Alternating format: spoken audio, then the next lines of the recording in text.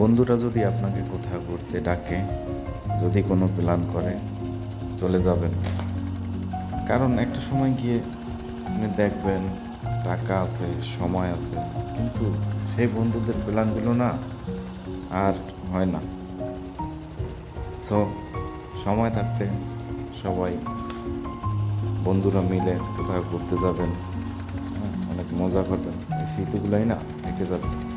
যেমন ধরেন আপনি যাদের সাথে প্রাইমারি স্কুলে পড়াশোনা শুরু করছিলেন, তাদের সাথে কি আর কখনো দেখা হয়? আবার দেখা হইলে ওই রকম আগের মতো কি আড্ডা হয়? প্রাইমারিতে ধরেন আপনি যেরকম তাদের সাথে একসাথে খেলাধুলা করছিলেন, ঘুরছিলেন, ফিরছিলেন, মজা করছিলেন, ওইটা কি আর হয়? এরকমভাবে সেরকমভাবে এগুলো হারিয়ে যাবে।